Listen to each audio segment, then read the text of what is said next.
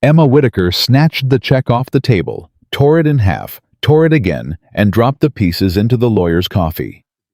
$50,000, the man said, watching the paper curl and sink. To forget his name, to forget that night, to disappear. Sir, Emma said, I've been called a lot of things in my life. Cheap was never one of them. She walked out of that office with $11 in her purse.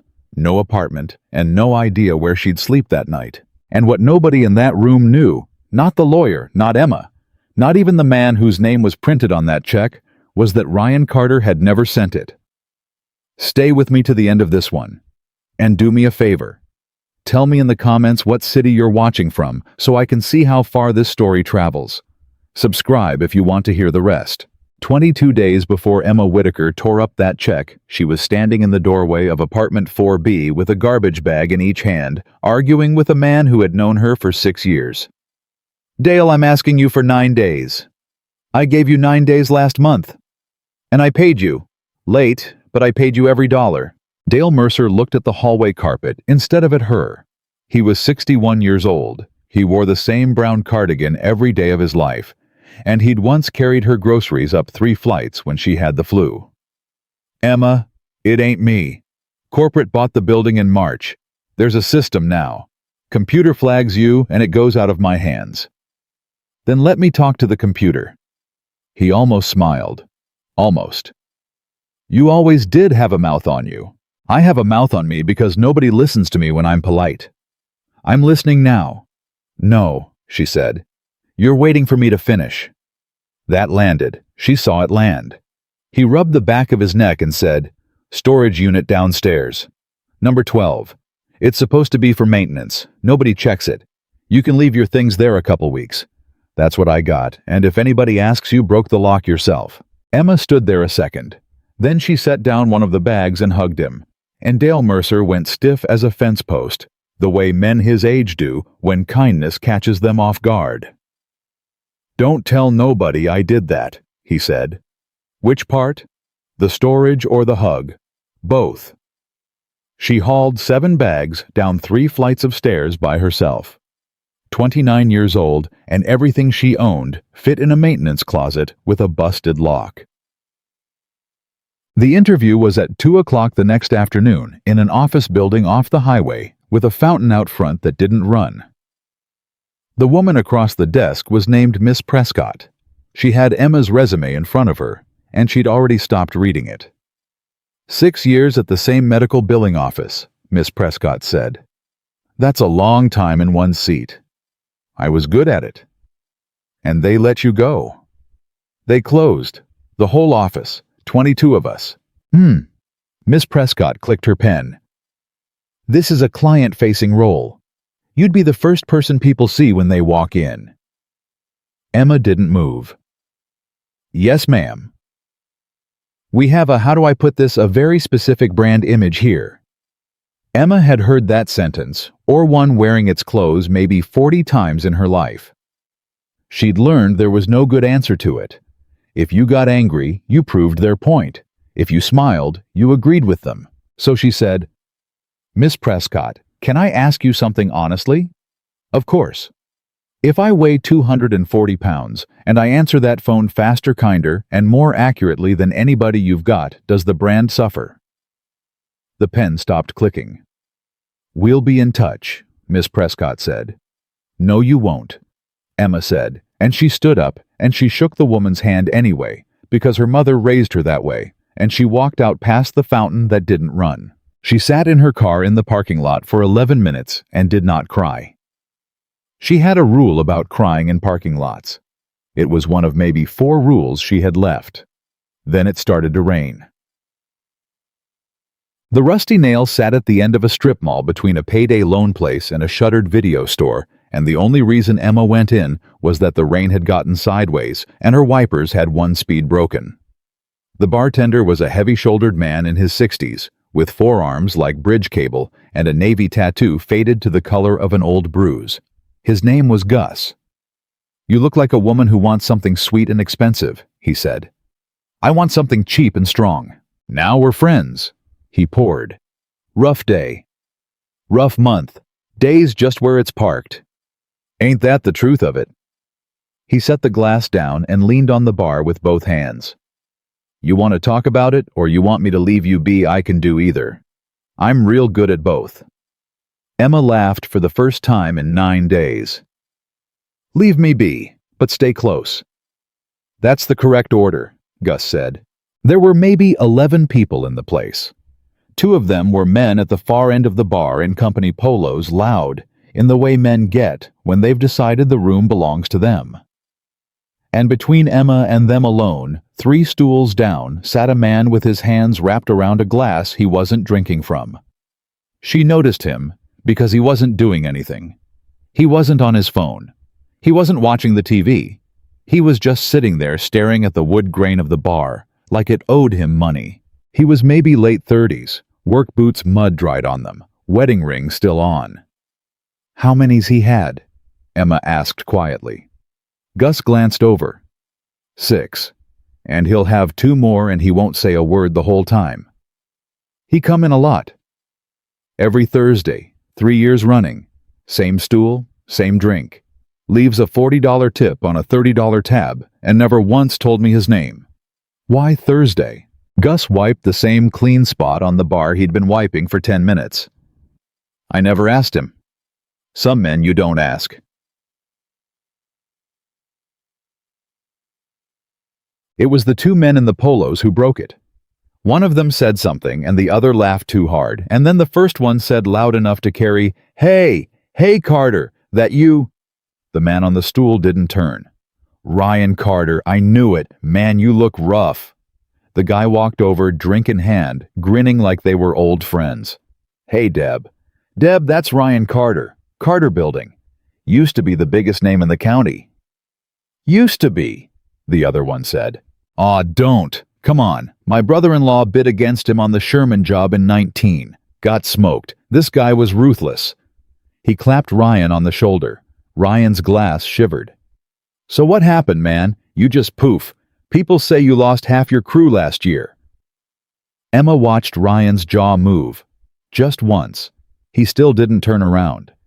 Hey, the man said, waving a hand in front of his face. Anybody home? And that's when Emma Whitaker heard her own voice come out of her mouth clear across the room. Sir, he's not talking to you. That's not the same as not hearing you.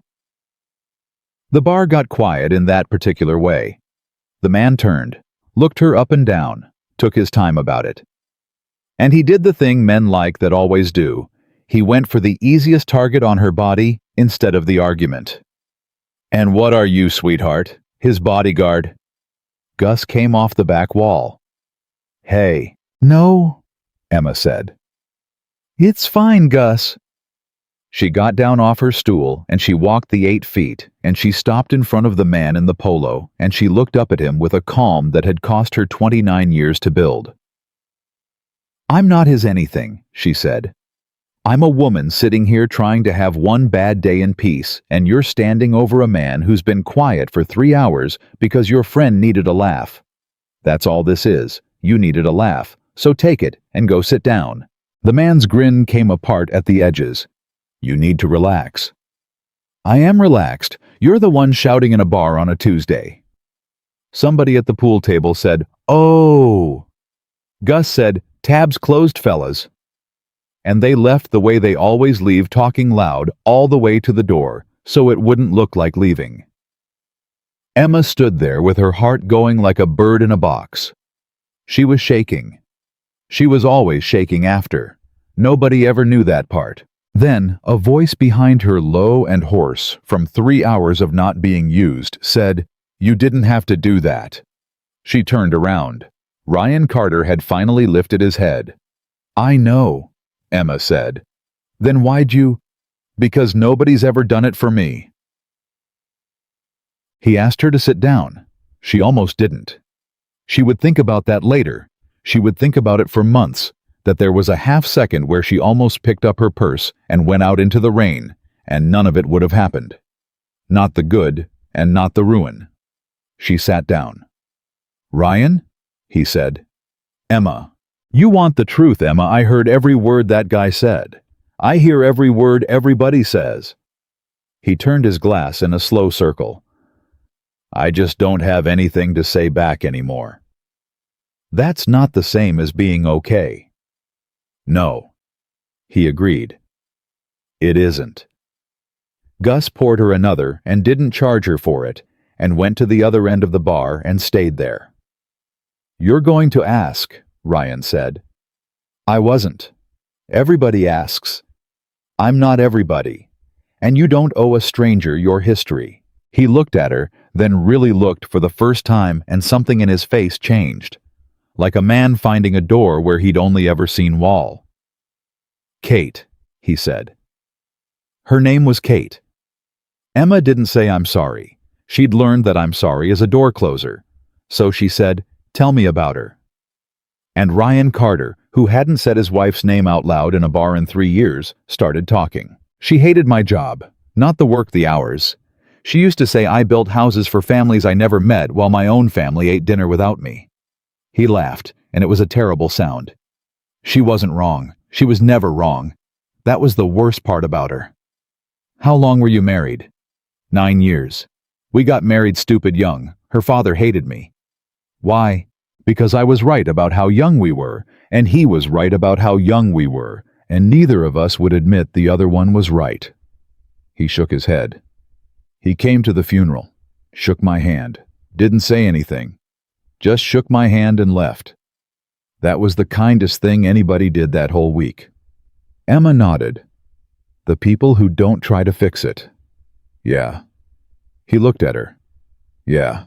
You've lost somebody. My mother. I was 23. What happened? She worked 2 jobs for 18 years, so I could go to school, and then she sat down on the couch one Sunday to watch her program and never got up. Emma turned her glass. She was 51. Ryan was quiet a moment. Did you finish school? 2 years. Then the bills came. That's a hell of a thing. It was a long time ago. That's not what I asked. Emma looked at him. Nobody had caught that in 6 years. Nobody had ever caught that. No, she said quietly. It's not a long time ago. It's every day. Dad. He told her about the crash somewhere around the 7th drink, and he told it flat with no music in it, the way men tell the things they've rehearsed alone in trucks. It was a Thursday, he said, and Emma understood the stool then and the $40 tips and Gus never asking. She was bringing me lunch to a job site, because I forgot it, because I always forgot it. 22 minutes out on County Road 9 kid ran a stop sign, and that was the whole thing. That was the entire event. 22 minutes and a forgotten lunch. Ryan. Don't. I wasn't going to. I was going to say your name. He put his hand over his mouth and held it there for a while. Then he said through his fingers, I have a daughter. How old? 8, Lily. He said the name like it hurt him. She was 5. She keeps a picture of Kate under her pillow and she thinks I don't know. She's been sleeping on it 3 years. It's worn through in the middle. I could get it laminated. That's a thing you can do. You can laminate it. It costs $9. And I haven't done it. And I don't know why I haven't done it. Because then she'd know you knew. Ryan lowered his hand. He stared at her. Yeah, he said. That's yeah. Who's with her tonight? My sister. Every Thursday. He laughed again, ugly. Every Thursday my sister takes my kid so I can come sit in a bar and not talk. 3 years. You want to know what I am, Emma? That's what I am. I'm a man with a standing weekly appointment to feel sorry for himself. Or you're a man who found the only 2 hours a week he can fall apart where his daughter can't see it. Ryan Carter went very still. That's not, he started. Both can be true, Emma said. Don't argue with me. I'm right and you're drunk. And he laughed, a real one this time, cracked open and surprised, and then his eyes were wet, and he wiped them fast with the back of his wrist and said, God, I'm sorry. For what? For all of it. For being this. Ryan? She waited until he looked up. You're not being anything. You're being a person. I know you don't believe me, but there's a difference, and one day it's going to matter to you. He couldn't drive. That much was obvious to everybody in the building. "Give me your keys," Emma said. "I'll get a car." "You'll get a car, and then tomorrow your truck's still here, and then you'll have to come back here to get it. And Ryan, you don't need one more reason to come back here." Gus, wiping the bar 20 feet away, said to nobody, "Listen to the woman." Ryan put his keys on the bar. The rain had stopped, and the parking lot was all shine and neon, and he sat in the passenger seat of his own truck, with his head back against the rest, giving directions in a voice that got softer with each turn. "Left up here." "Got it." "You don't have to do this." "You said that already." "I keep saying it because nobody ever does anything." He turned his head to look at her. "You understand nobody's done anything for me in 3 years, except say they're sorry." Emma kept her eyes on the road. "People are scared of grief. They think it's contagious." "Is it?" "Little bit," she said. "That's what makes it worth the risk." The house was a good house. That was the first thing that confused her. A real house on a real street with a basketball hoop over the garage and a porch light left on. She got him to the door. She meant to leave him there. She would swear to that for the rest of her life, and it would be true, and it wouldn't matter to a single person who heard it. He got the door open and turned around and said, "Emma." "Yeah." "Don't go yet." "Ryan, just sit, 20 minutes. I'm not—" His voice broke straight down the middle. "I'm not asking for anything. I just don't want the house to be quiet yet." And she looked at this man standing in his own doorway, 38 years old, still wearing his wedding ring, holding onto the frame with one hand, like the floor might tilt. And she thought about apartment 4B and 7 garbage bags in storage unit 12, and a fountain that didn't run. 20 minutes, she said.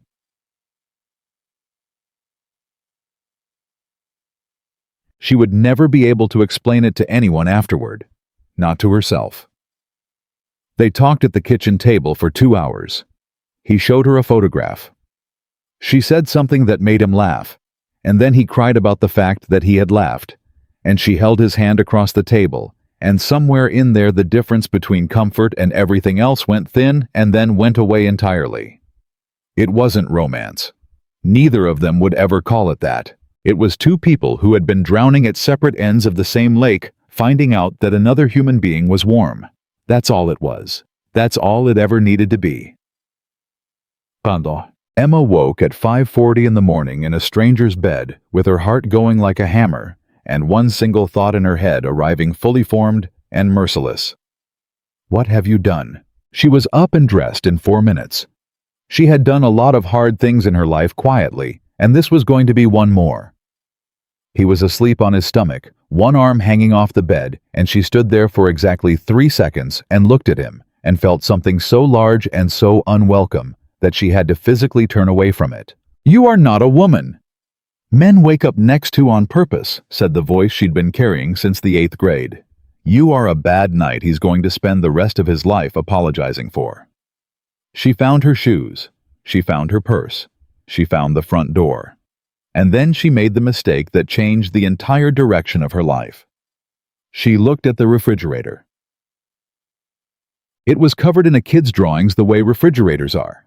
Cats, a rainbow, a house with 4 windows, and down at the bottom corner, held on with a magnet shaped like a strawberry, there was a picture of a man, just a man, alone, standing with his arms down at his sides, and above him, filling the whole top half of the paper pressed so hard with a gray crayon that the paper had gone shiny and thin, was a cloud. Rain coming down out of it in short, hard strokes, only on him, nowhere else on the page.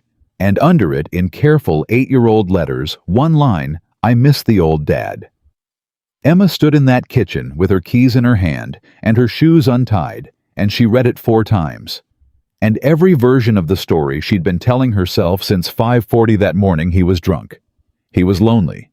He'll be relieved when I'm gone. I'm a mistake. He can forget every single one of them fell over. Because that drawing wasn't about a lonely man. That drawing was made by a child who was watching her father disappear a little more every week, and who couldn't say it out loud, so she said it in crayon and stuck it at eye level on the refrigerator where he'd have to see it every morning. And he did see it, every morning, and he still went to the bar on Thursdays. "Oh," Emma said out loud in an empty kitchen to nobody. She put her hand flat on the counter to hold herself up. Behind her, very small, a voice said, "Are you the lady?" Emma turned around. There was a little girl standing in the hallway in pajamas with dinosaurs on them, hair wrecked from sleep, holding a stuffed rabbit by one ear. 8 years old. Her father's eyes exactly. Emma's mouth went dry. Sweetheart, I'm sorry, I was just..." "Are you the lady from work?" "No. No, honey, I'm not." Lily looked at her for a long moment. Then she said, "Is my dad okay?" And that not the eviction, not Miss Prescott, not the rain, not the bed she'd woken up in. That was the thing that broke Emma Whitaker in half. She crouched down slow so she was eye level. "He's asleep. He's okay." "He's not okay," Lily said. Just stated it, like the weather. Emma didn't lie to her. She'd been lied to at that age and she remembered everyone. "No," she said. "He's not, but he's trying. Some people try really quiet." Lily thought about that. Then she pointed at the refrigerator. "Did you see my picture?" "I did." "He never says anything about it." "He sees it," Emma said. "I promise you he sees it." Lily nodded slowly, the way kids do when they're filing something away for later. Then she hugged her rabbit tighter and said, "You can come back if you want." Emma made it to her car before the parking lot rule failed her completely. 9 days later, a man in a gray suit called her phone and asked if she could come to an office on Preston Road and said the words a matter concerning Mr. Ryan Carter. She sat across the desk from him with her hands folded in her lap. "My name is Marcus Hale," he said. "I represent the family's interests." "Which family?" "The Carters." He slid a folder across the desk. "Miss Whitaker, I want to be respectful. A situation occurred. It's the sort of thing that in my experience is better resolved early, quietly, and generously." Emma opened the folder. $50,000, her name printed on the line. And beneath it, 3 pages of small print with the words non-disclosure and no further contact, and waives any and all claims. "He sent this," she said. Marcus Hale did not blink. "The matter has been handled at the appropriate level." "That's not an answer." "It's the answer I have." Emma looked at the check for a long time. $50,000. She could hear the number breathing. Storage Unit 12. Her mother's china in a garbage bag. $11 in her purse. "Can I ask you something, Mr. Hale?" "Certainly." "Does he have a little girl who draws pictures?" Hale's pen stopped. "I don't see how that's..." "Because if this came from him," Emma said, "then he's a man who let a lawyer put a price on the first night in 3 years. He didn't feel like he was dying. And I'd rather have $11 than believe that about him." She picked up the check. She tore it in half. Then again. And she let the pieces fall into his coffee one at a time and watched the ink bleed. $50,000, Marcus Hale said quietly, to forget his name. "Sir," Emma said, standing. "I've been called a lot of things in my life. Cheap was never one of them." She walked out with her chin level and her hands steady, and she did not stop until she was around the corner and out of the glass. Behind her in the office, Marcus Hale sat looking at his ruined coffee for about 10 seconds. Then he picked up his phone, dialed a number that was not Ryan Carter's, and said, "She didn't take it." A pause. "No, ma'am. She didn't even ask what it was for." Marcus Hale hung up the phone at 4:12 that afternoon, and the woman on the other end of the line sat in a house in Highland Park, with her hands folded, and said nothing for a long time. Her name was Margaret Vance. She was 67 years old. She had buried her only daughter 3 years earlier, and since the day of that funeral, she had made exactly one promise to herself, which was that no one would ever get near her granddaughter without her knowing about it first. She had found out about the woman at the bar in 6 days. It had cost her $400 and one phone call to a man who used to do insurance work for her husband. And now the woman had torn up $50,000 and dropped it in a lawyer's coffee.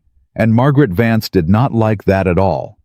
Because a woman who takes money can be managed, and a woman who refuses it cannot. 11 days after that, on a Monday morning at 6:50, Emma Whitaker sat in her car outside a temp agency in Garland with a cup of gas station coffee and a printed sheet of paper on the passenger seat.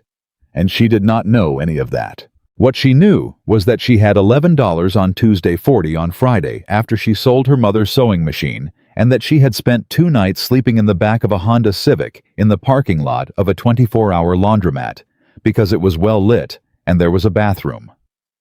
The woman at the temp agency was named Rosalind, and she had been doing that job for 19 years, and she read Emma's resume the way a mechanic listens to an engine.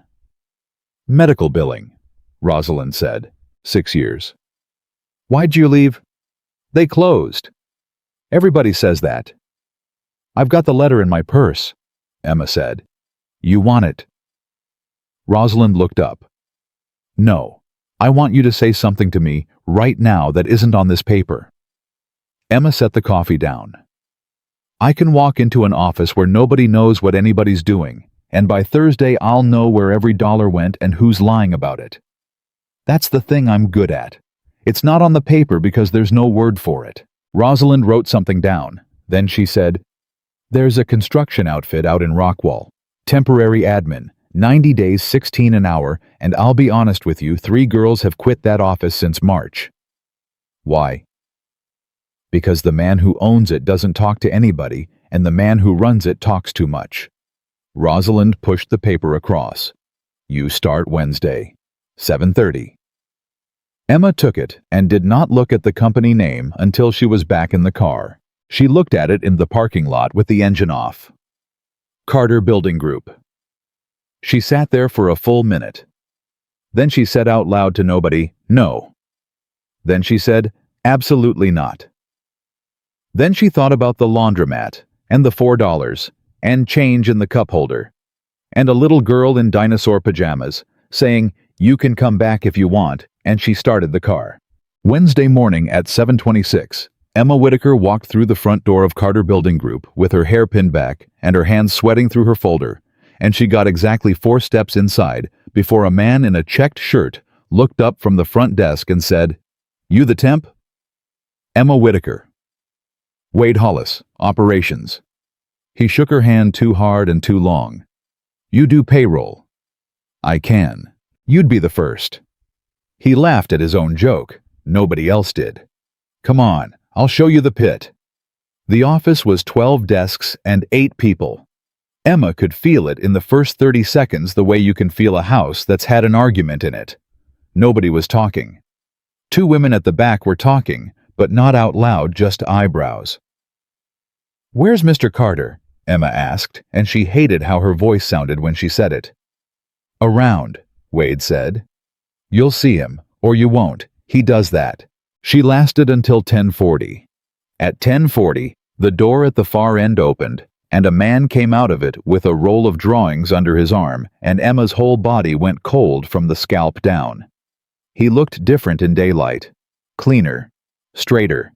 A collared shirt and a badge clipped to his belt, and no smell of a bar on him anywhere, and he moved through that office like a man walking through a building he owned but didn't live in. He stopped at the second desk. He said, Did Sherman call back? No, sir. Call them again. Then he turned, and he looked directly at Emma Whitaker, and his eyes moved across her face, and there was nothing in them. Nothing at all. You're the new temp, Ryan Carter said. Emma's mouth opened. Something happened in her throat. Yes, she said. Good. We need somebody. And he nodded once the way you nod at a delivery driver, and he walked out the side door to the truck yard, and the door swung shut behind him. Emma stood there with her hand on a filing cabinet. Behind her, one of the women at the back desk said quietly, Don't take it personal.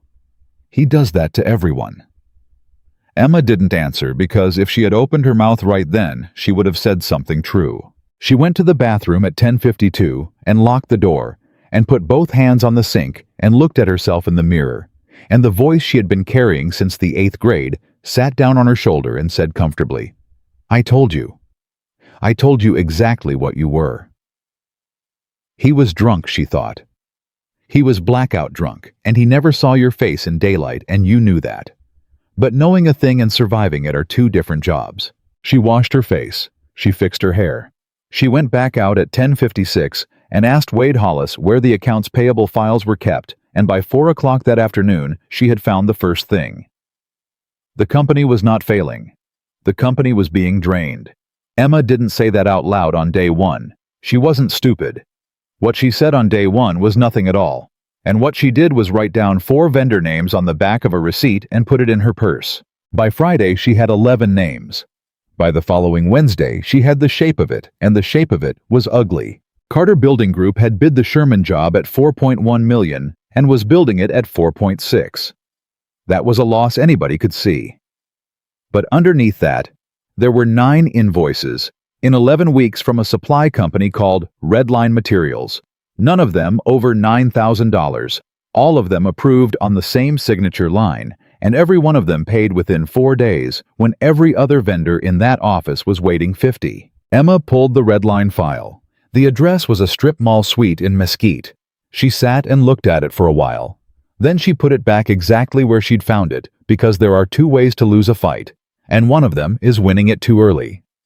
What she did instead, over the next 11 days, was the thing she was actually good at. She called every vendor the company owed and renegotiated the terms 45 days to 60.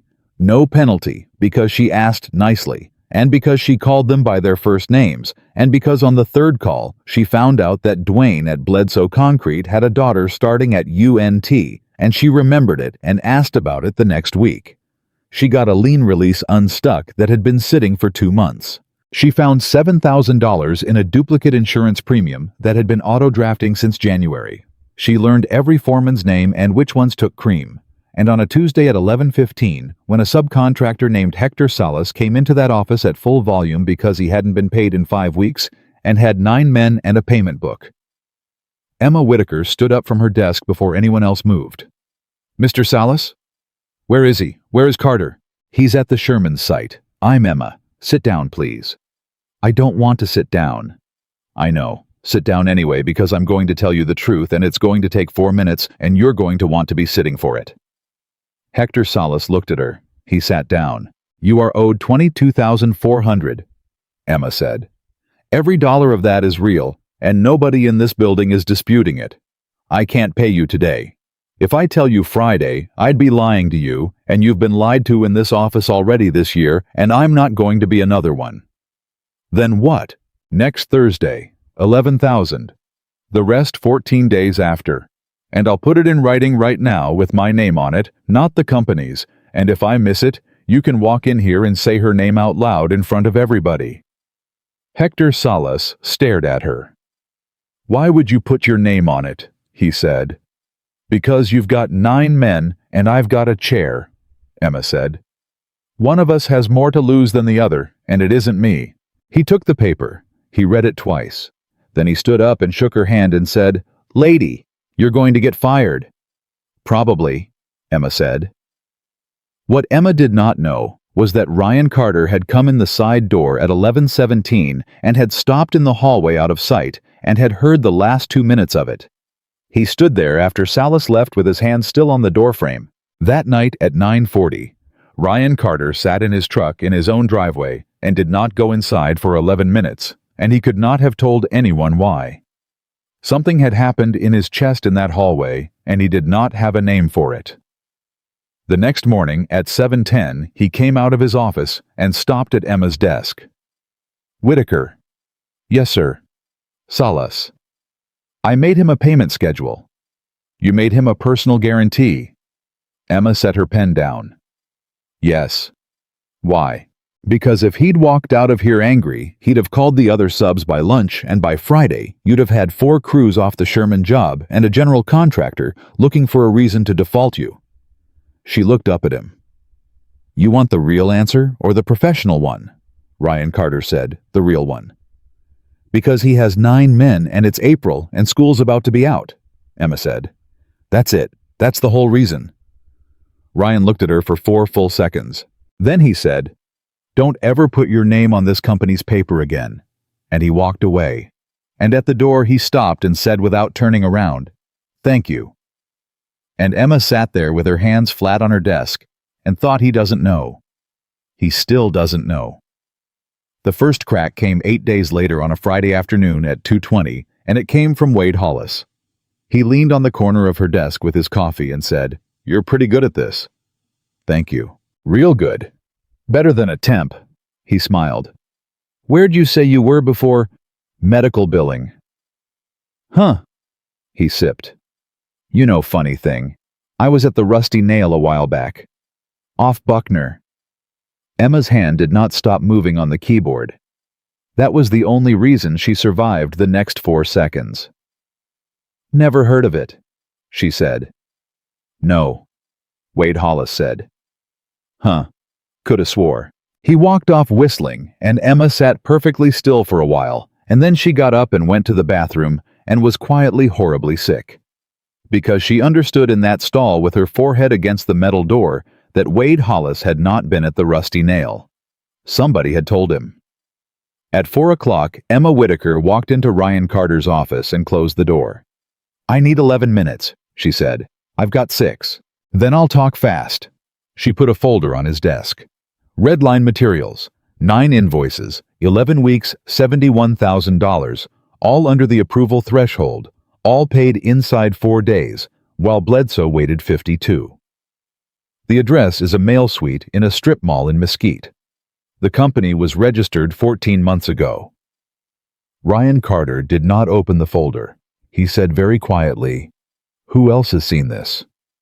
"Nobody." "Whitaker." "Nobody, Mr. Carter. I've had it for 19 days. 19 days!" He looked up. "Why'd you wait?" "Because I wanted to be sure it wasn't you." The room went absolutely silent. Ryan Carter sat back in his chair. "You thought it was me," he said. "I thought it might be. A man loses his wife, a man stops caring, a man starts pulling money out of a thing he doesn't love anymore. It happens. I've seen it in billing offices, and I've seen it in families." Emma kept her chin level. "So I checked. Every dollar of Redline goes out on an approval code that isn't yours. And the reason I know it isn't yours is that on March 11th you were in Waco all day, and 3 of those approvals went through at 10 in the morning. Ryan Carter opened the folder then. He read for a long time, long past 6 minutes. "Wade," he said, "I didn't say that. You didn't have to." He closed the folder. His hands were steady, which frightened her more than shaking would have. 3 years. He's been running this office 3 years because I let him, because I didn't want to be here. Mr. Carter, say it. Say, you didn't let him. You were burying your wife and he was counting the change on the dresser, Emma said. There's a difference, and you're going to want to remember it because in about a week, you're going to try to make this your fault, and it will feel very familiar and very comfortable, and it will be wrong. Ryan Carter looked at her the way a man looks at a door where he'd only ever seen wall. And something moved in the back of his face. Not memory. Not yet. Something under memory. "Have we met?" he said. Emma's whole life fit into the 2 seconds before she answered. "I get that a lot," she said. "I've got one of those faces." She was out the door before he could ask again. The following Tuesday at 10:05, Wade Hollis was not in the office, and neither was Ryan Carter, and Emma was told they were both at the Sherman site, and she spent 4 hours with her stomach in a knot, and nothing at all happened. At 2:15, the front door opened, and a woman in a gray suit came in with a leather folder under her arm, and she did not stop at the desk. She was 67 years old. She had a good coat and better shoes, and the particular calm of a person who has never once had to raise her voice to get a room. She walked to the middle of that office and looked around it slowly, and every person in there straightened up without deciding to. "Where is my son-in-law?" Margaret Vance said. "He's at a job site, ma'am," said the girl at the front desk. "Can I take a—" "No." Margaret's eyes moved. They went across the room desk by desk, and they stopped. They stopped on Emma Whitaker. And they stayed. Emma felt it land on her like weather. "You, Margaret Vance said, are not on the payroll list.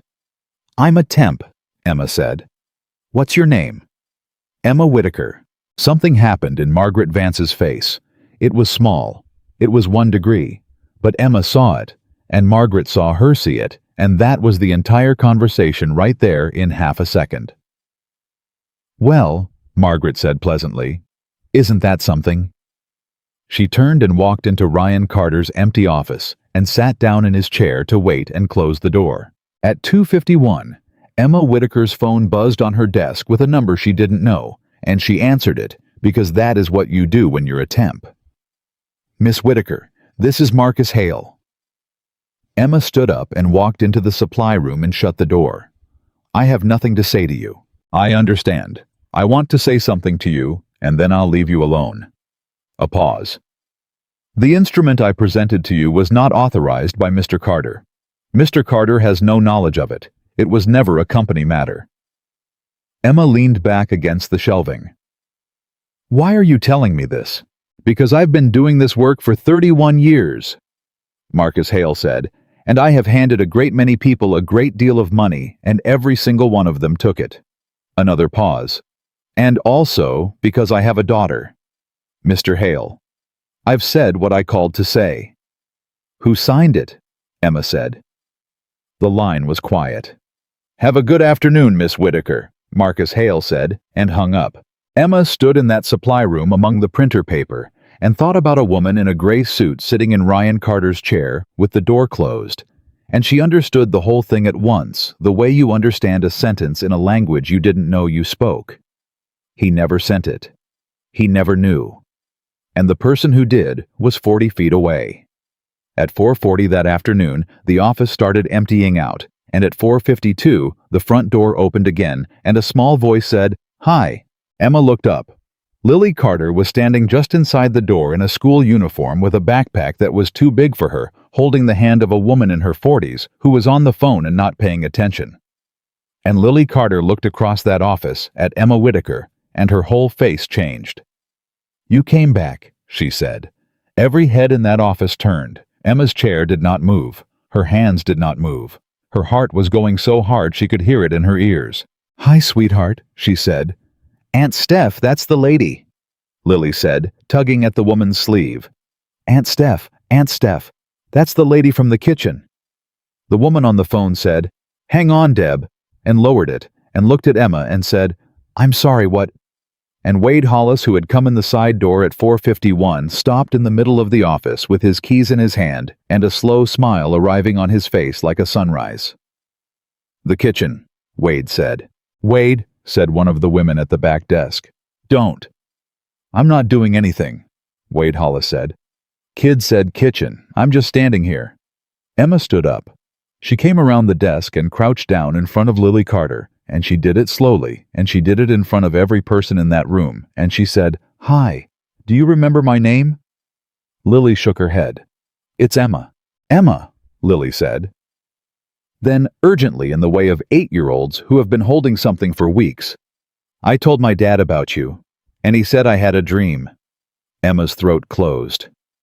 Did he? She said. I said there was a lady, and he said I had a dream, and I said no, and he said Lily. And then he did the thing where he stops talking. Lily's chin came up, and her eyes were her father's exactly. I didn't have a dream. No, Emma said. You didn't. Behind her, the office had gone so quiet she could hear the copier, and the door to Ryan Carter's office opened, and Margaret Vance stood in it.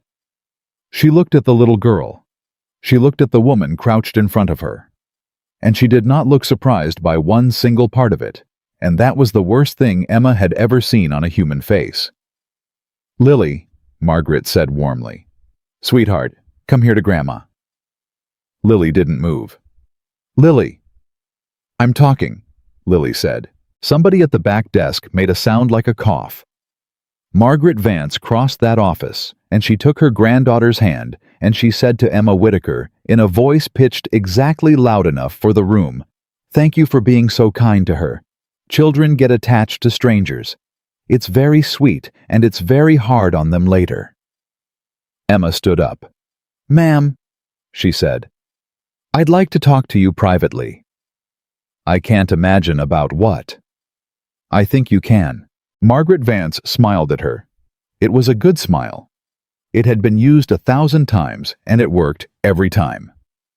Miss Whitaker, she said, you seem like a capable young woman. Capable young women usually understand a situation before it has to be explained to them twice. And then the side door opened, and Ryan Carter walked in with mud on his boots and drawings under his arm and stopped. He took in the room. His mother-in-law, his daughter, his sister with her phone still lit up in her hand, Wade Hollis smiling at nothing, 8 employees pretending to work in an office where nobody was working, and Emma Whitaker standing in the middle of it. What's going on? Ryan said. Nobody answered. Somebody answer me. And Lily Carter pulled her hand out of her grandmother's and pointed and said, Dad, it's her. It's the lady that was in our kitchen. Ryan Carter did not move. Emma watched it happen. She watched it go across his face in pieces the way a thing you've buried comes up in pieces. She watched him look at her hair, then at her hands, then at her mouth, and she watched him arrive at a Tuesday night in a bar off Buckner and a rainstorm and a voice saying, He's not talking to you. That's not the same as not hearing you. His face went white. The drawings slid out from under his arm and hit the floor and rolled. Emma, he said, and it was not a question, and it was not a greeting. It was the sound of a man saying a name he had spent 3 weeks failing to remember, while the woman it belonged to sat 40 feet away answering his phones. Yes, Emma said. Wade Hollis laughed once under his breath and said, Well, hell. And Margaret Vance put her hand on Lily's shoulder and said in the calmest voice in that room, Ryan, sweetheart, I think you and I need to have that conversation now. Ryan Carter did not answer his mother-in-law. He turned to the room instead at 5:04 on a Tuesday afternoon and said, Everybody go home. Nobody moved. I said go home. You're paid through 5. Go. They went. Coats, keys, bags, 8 people out a side door in 90 seconds, and not one of them looked at Emma Whitaker, and all of them saw her. Wade Hollis did not go. You too, Wade. I run this office.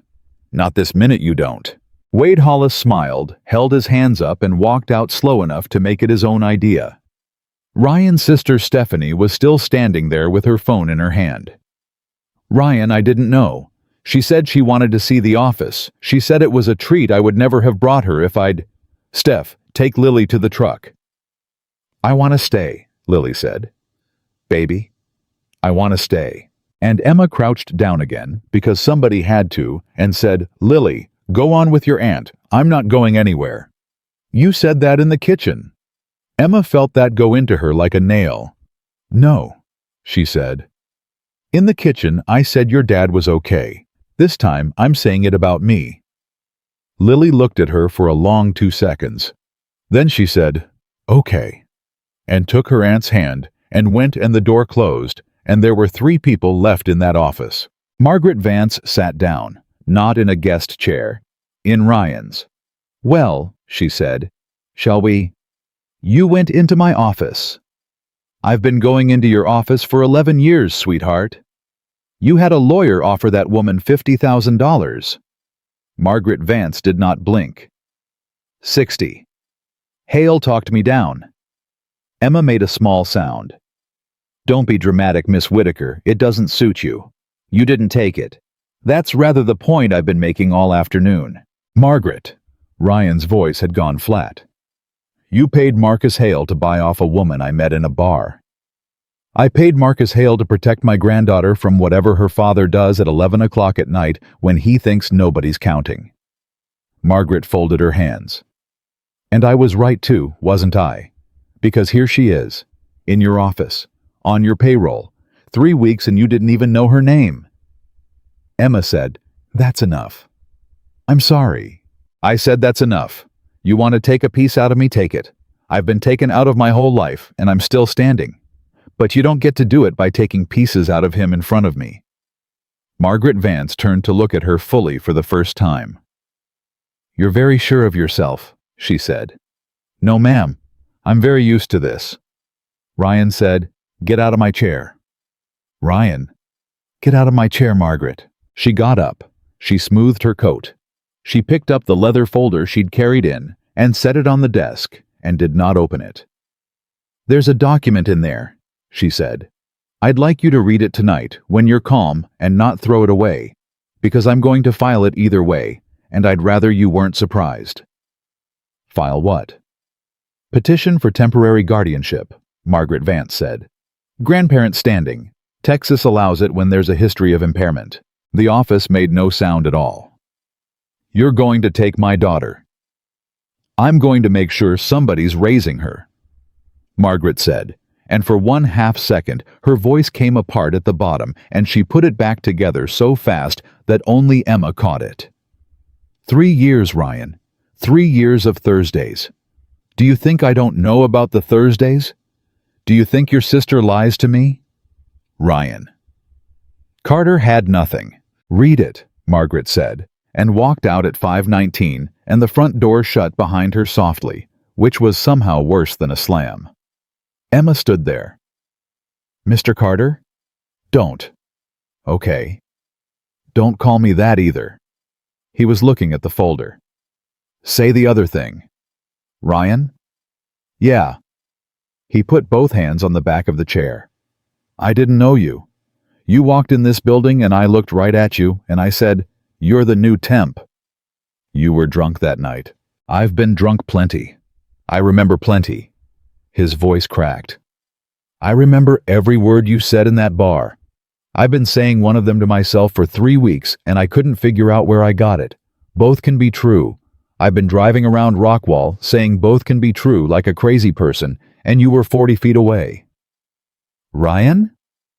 "I remembered a voice. I didn't remember a face. What does that make me?" "A man who was in pieces at the time." "That's a kindness." "It's an accounting," Emma said. "I'm good at those." And Ryan Carter laughed one broken syllable, and then he pressed the heel of his hand into his eyes and stood there like that. At 5:31 he said, "She offered you $60,000. "Yes." "And you tore it up." "I did." "Why?" Emma took her time. "Because if I'd taken it then, that night was a transaction. And it wasn't one.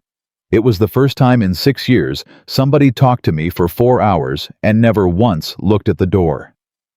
She shrugged, and her shoulders were not steady. "That's not for sale. Not for 60, not for 600. Ryan Carter looked at her and something moved in his face that neither of them had a name for yet, and he said, "Where are you living?" "Excuse me?" "Answer the question. That's not your business." "You said $60,000 and you didn't flinch," Ryan said. "People who don't need money flinch. People who need it that bad go completely still. You went still." Emma picked up her purse. "Good night, Ryan," she said. He didn't follow her. That was the last decent thing he had left in him that day, and he spent it. Wade Hollis was in the parking lot at 5:42, leaning on his truck, waiting. "Long day," he said. "Move. Hey, no hard feelings. I'm just saying from a professional standpoint, that's a hell of a thing. Girl sleeps with the boss, girl shows up on the payroll." He whistled. "That's the kind of thing that follows a person." "Wade. 'Cause see, I've been here 9 years, 9. And you've been here 22 days and suddenly Bledsoe's calling you by your first name and Salas is asking for you and the old man's coming out of his office to say thank you." He wasn't smiling anymore. "So you'll understand my curiosity." Emma stopped walking. "Redline materials," she said. Wade Hollis did not move. "Suite 214, Mesquite, registered 14 months ago. 9 invoices, all under $9,000, all paid in 4 days on an approval code that isn't his." Emma unlocked her car. "I don't know who owns it, Wade. That's a true statement, and I want you to hear it." "I don't know." "Then why say it?" "Because you just told me," Emma said, and got in her car and drove. She made it 2 miles before she had to pull into a gas station because her hands were shaking too hard to hold the wheel. At 6:50 that evening, Ryan Carter sat at his kitchen table with the folder open and read 11 pages about himself. Attendance at a bar establishment on a recurring weekly basis. 3 separate incidents of childcare transferred to a third party after 8 p.m. A statement from an employee unnamed in the copy regarding the owner's disengagement from operations and, quote, an inappropriate personal relationship with a temporary staff member, unquote. He read that line 4 times. Then he got up and went down the hall and stood outside his daughter's door and did not go in because he did not know what he would say. At 9:15 the next morning, Wednesday, Ryan Carter called his accountant, and by 11, the accountant called back and said, "Ryan, who's red line? Tell me." 71,400 in 11 weeks, and that's just what's coded. There's another 40 in equipment rental that doesn't have a rental agreement behind it. 111,000.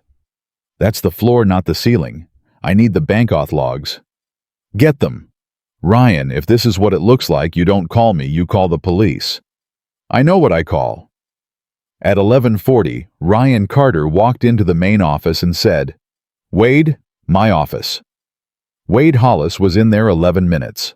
At 11:51, Wade Hollis came out with a cardboard box, and every person at every desk kept their eyes down, and he stopped in the middle of the floor and set the box on Emma's desk. "Have a good one, sweetheart," he said. "Get your box off my desk." "You know what's funny? I've already given my statement." He leaned in. "Signed it Monday. Notarized and everything.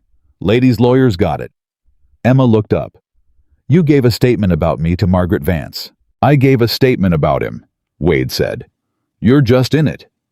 And he picked up his box and walked out, and the front door closed, and one of the women at the back desk started crying quietly, and nobody knew who she was crying for. By Thursday, it was everywhere. Emma could feel it the way you feel weather in a knee. The girl at the front desk stopped saying good morning. 2 people went to lunch and did not ask her. Somebody printed the payroll list and left it on the copier with her line highlighted in yellow. And when she found it at 2:10, she folded it twice and put it in her purse and did not say a word to anybody about it ever. At 2:40, a foreman named Cal Pruitt came in for a check and stood at her desk with his hat in his hands and said, "Ma'am, is it true you got solace paid?" "Half of it. Rest in 14 days. That's more than anybody's done for him since Christmas." He put his hat back on. "I don't care what these people are saying. I want you to know one man in this outfit said that to your face." Emma had to look at her keyboard for a second. "Thank you, Mr. Pruitt." Cal. He went out. She got 11 more minutes of work done, and then the phone rang, and it was Marion Elementary, and the woman on the line said, "I'm trying to reach a guardian for Lily Carter. I've called the father twice and the emergency contact isn't picking up." Emma said, "He's at a site with no signal until 4. We can't keep her in the office until 4. "Why is she in the office?" There was a pause, and then the woman said, "There was an incident with another student." Emma stood up. "I'm not on the list." "No, ma'am, you're not." "Then why are you telling me this?" "Because she gave me this number," the woman said. "She's got it written on her hand." Emma Whitaker sat back down very slowly. "I'll be there in 20 minutes, she said. "Call his sister again, and tell her I'm coming, and tell her to call me the second she gets it." She was there in 17. Stephanie Carter met her in the front lot at 3:11, out of breath, hair everywhere, saying, "I'm so sorry, I was at the doctor. I had my phone off." And then stopping. Wait. How does she have your number?" "I don't know." "You don't know." "Steph, I have never given that child my phone number. I have spoken to her twice in my life, and both times somebody else was in the room." They found out 4 minutes later, standing in the office, when Lily Carter held up her palm with a number written on it in blue ballpoint smudged and re-inked so many times it had gone into the skin, and said, "It was on the paper on the fridge." Emma didn't understand. "The paper on the fridge," Lily said again, impatient the way kids get when adults are slow. "You wrote it for the man, the barman. He gave it to my dad, and my dad put it on the fridge, and then he took it down, but I already had it." Emma remembered then a rainy Tuesday, and a bartender named Gus saying, "Give me your number in case he calls here looking for his truck." Stephanie said quietly, "Oh my God." "Am I in trouble?" Lily said. The assistant principal was a tired, kind woman named Mrs. Okonjo, who explained it in the smallest words she could find. There had been a group project. Another child, a boy, had said something. Lily had not said anything back. Lily had picked up a chair. She didn't throw it. Mrs. Okonjo said. She held it. For about 40 seconds. And then she set it down and sat under the table, and she hasn't spoken since 10:40. "What did he say to her?" Emma asked. "I don't think that's the—" "Ma'am, what did he say?" Mrs. Okonjo looked at Stephanie. Stephanie nodded.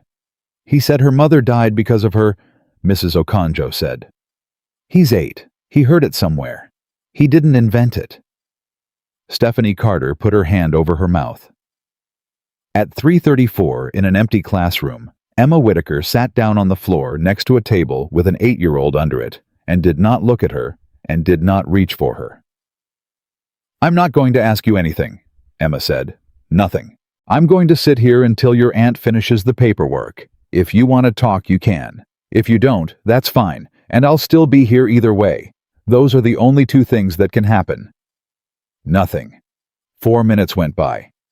"My mom died when I was 23, Emma said. Nothing. Then very small, "That's old." "It is. It's old." It didn't help. Emma leaned her head back against the table leg. "You want to know the worst part? It wasn't the funeral. Everybody thinks it's the funeral. The worst part was about 6 weeks later when I found out I was still hungry. Every day. At noon. Like nothing had happened." A long pause. "I still get hungry," Lily said. "Yeah." "That's bad, right?" "No, baby. It's bad." Her voice went up thin and hard. "Because she went to the store. That's why. That's why she was there. Because I asked her for the pink one, and they didn't have it at the school store, so she said, 'I'll get it after Daddy's lunch,' and if I didn't ask, she wouldn't have been on the road. She would have been home. She would have been at home. And everyone says it was the truck, but it wasn't the truck. It was me. I made her go to the store. I made her be there at that time." And Emma Whitaker, sitting on a classroom floor at 3:41 in the afternoon, understood that this child had been carrying that entire sentence alone, fully formed, for 3 years. "Who told you the timing?" Emma said.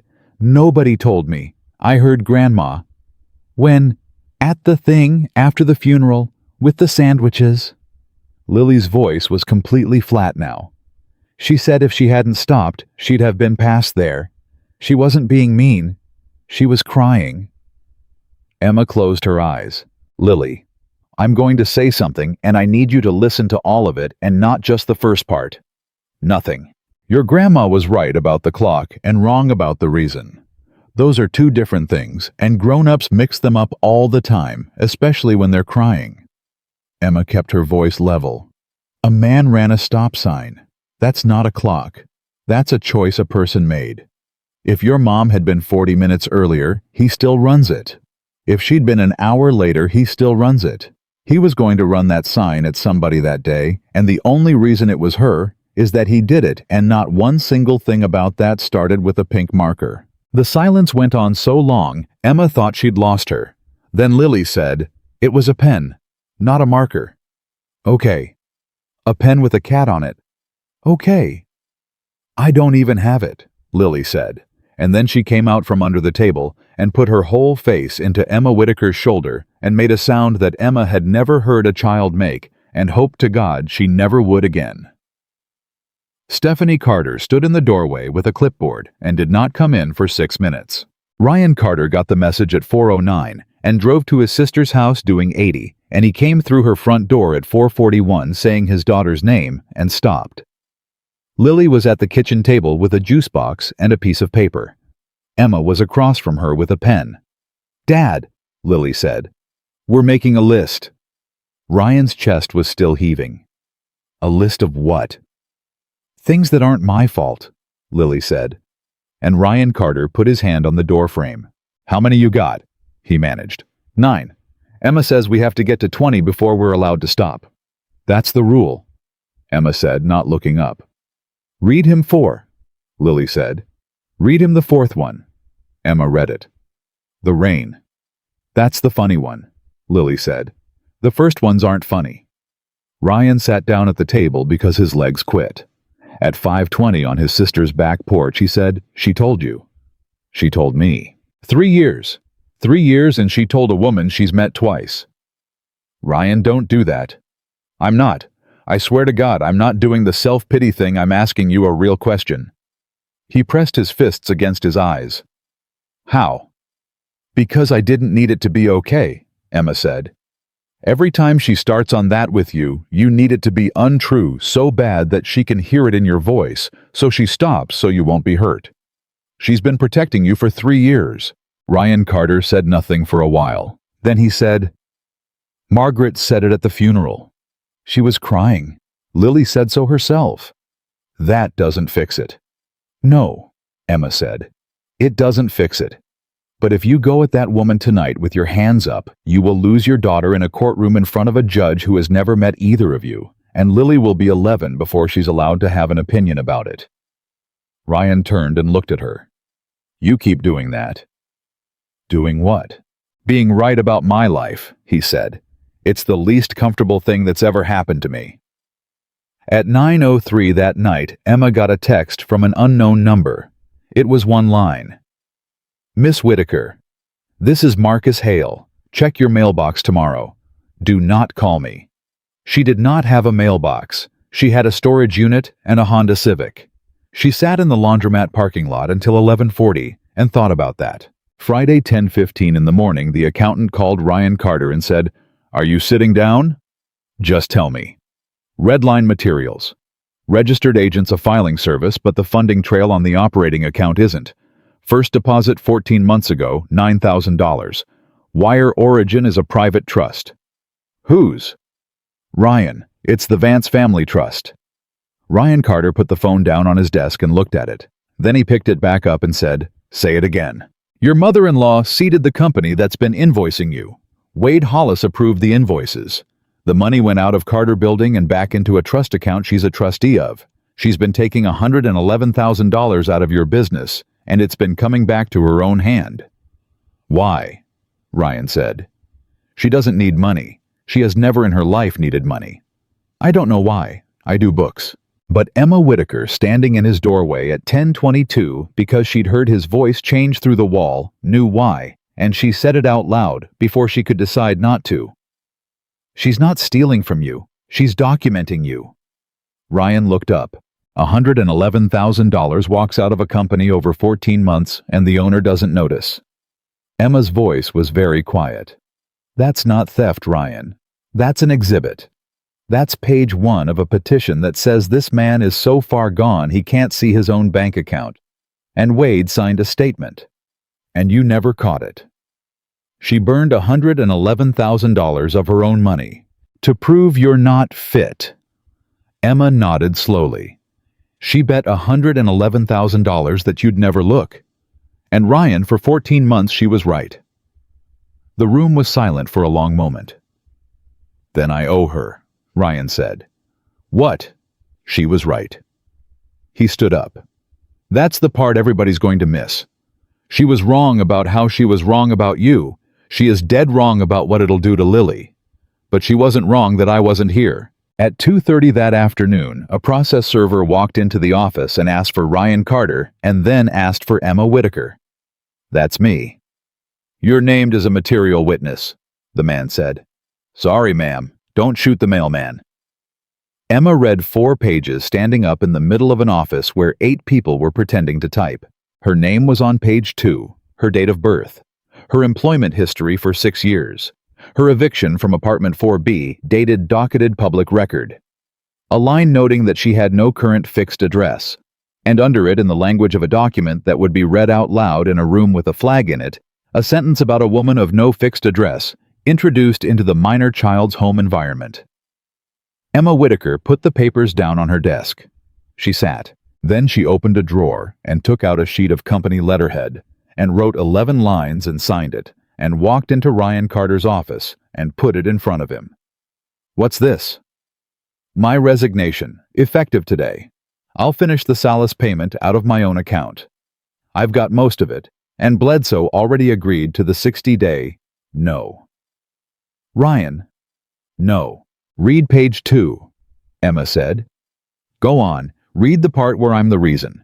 Every day I sit in this building is another paragraph, and they don't have to prove any of it. They just have to say it slowly in front of a judge who doesn't know me." Her voice finally went.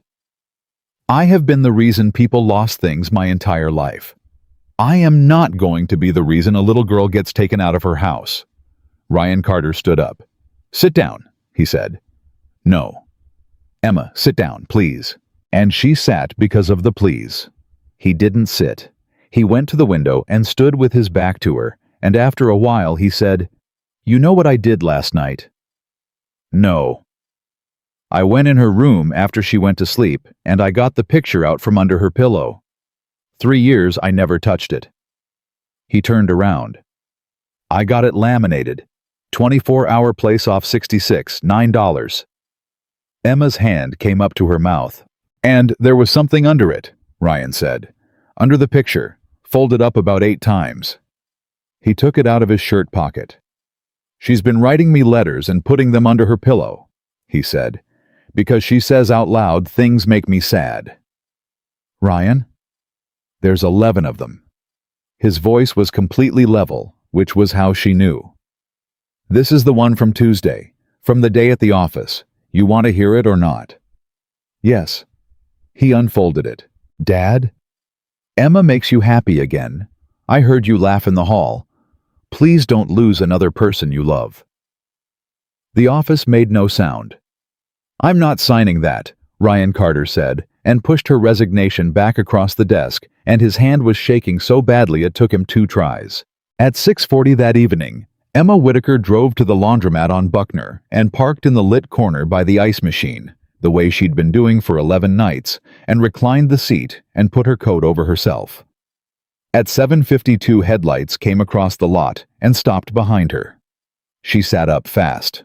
Ryan Carter got out of his truck and stood there, and he didn't come any closer, and his face in the light of that parking lot was something she would remember for the rest of her life. "Cal Pruitt saw your car here Monday," he said. "He didn't say anything to anybody but me. He almost didn't say it to me." Emma got out. She stood behind her open door and held onto it. "Don't," she said. "How long?" "Ryan." "How long, Emma?" 11 nights, she said. "There's a bathroom. It's well lit. It's fine." And Ryan Carter, 38 years old, owner of a company, with $111,000 missing and a court date in 19 days, stood in a laundromat parking lot and said, "You tore up $60,000. "Yes." "Living in a car?" "Yes." "Why?" he said, and this time it wasn't a question, it was a man begging. "Because you were worth more than that," Emma Whitaker said, and somebody in this world had to say so out loud. He didn't answer her for a long time. Then he said, "Get in the truck." "No." "Emma." "I said no, and I'm going to tell you why, and then I want you to hear it and not argue, because I've only got one of these speeches in me tonight." She held onto the car door with both hands. "If I get in that truck, then everything that woman wrote about me on page 2 is true." Woman of no fixed address introduced into the minor child's home environment. You want to hand her that? In a courtroom in 19 days. I don't care what she writes. You will when a judge reads it out loud. Ryan Carter stood there in a laundromat parking lot at 7:58 at night and had no answer, because she was right, and because being right had stopped being a comfort to either of them about 2 weeks ago. "Then let me pay for a room," he said. "No." "A motel, Emma, $40 a night. I spend more than that on gas. And when Marcus Hale asks me under oath whether Mr. Carter has provided you with housing, what do I say?" Ryan put both hands on top of his head and turned in a full circle. "There has to be one thing," he said. "One thing I'm allowed to do." "There is." Emma reached into her car and came out with her purse and dug in it and handed him a folded sheet of paper. Sign that. What is it? Solace, the second payment. 14,000 due Thursday, and I put my name on it, and you told me never to do that again. She lifted her chin. So take it off me. Put yours on it. That's the thing you're allowed to do. Ryan Carter looked at the paper. Then he looked at her. You are the single most difficult person I have ever met, he said. I've been told. By who? Everybody, Emma said. For 29 years, he signed it against the hood of his truck with a pen from his shirt pocket, and when he handed it back, he held on to it half a second longer than he needed to. At 9:06 the next morning, Emma Whitaker walked into the temp agency in Garland because Rosalind had called her twice before 8, and Rosalind did not call anybody twice before 8. Sit down. I'm due at Rockwall at 10. Sit down, Emma. She sat. Rosalind put an envelope on the desk. It was heavy, and it had Emma's name on it in fountain pen, and under it in smaller letters, care of Sterling Staffing Solutions. Man dropped it Friday, Rosalind said. Gray suit, 60-something. Wouldn't leave a card. Said, and I'm quoting him, tell her a mailbox is a mailbox. Emma's hands went cold. 19 years I've been doing this, Rosalind said. You want to tell me what's going on in that office? No, ma'am. Good answer. Rosalind stood up and walked to the door. I'm going to go get coffee. Takes me about 11 minutes. Emma opened the envelope at 9:14. There were 3 things in it. The first was a photocopy of a sworn statement, 4 pages, signed by Wade Hollis and notarized on a Monday. Emma read it standing up. It said that Ryan Carter had been absent from operations for 3 years. It said that Ryan Carter drank. It said that on or about the second week of April, Wade Hollis had personally observed the beginning of an inappropriate personal relationship between the owner and a temporary staff member, and that the staff member had been given access to financial records above her position within days of hire. Emma read that paragraph twice, and something in the back of her head sat up. The second thing was a single page from a trust ledger. Vance Family Trust, disbursements, prior 14 months. 9 entries to a filing service in Mesquite. And at the bottom, 1 entry that was not a filing service. W. Hollis Consulting, $40,000. Dated 11 days ago. The third thing was a yellow sticky note, and on it in the same fountain pen 4 words. Counted again. All of it. Emma sat down slowly in Rosalind's chair. Then she took out her phone and called Ryan Carter and said, I need the Redline invoices. All 9. And I need the bank statements for the operating account. Not the summary, the actual statements. And I need them in the next hour. Emma, what's happening? I think somebody stole from a thief, she said. She did it on the floor of the storage closet at Carter Building because it was the only place with a door and no window, and she did it with a calculator and a legal pad and no software at all. The way she'd been taught by a woman in a medical billing office in 2016 who used to say, the machine will tell you what you asked, the paper will tell you what happened. At 11:40, she had it. At 11:42, she went into Ryan Carter's office and shut the door, and did not sit. 111,400 left this company, she said.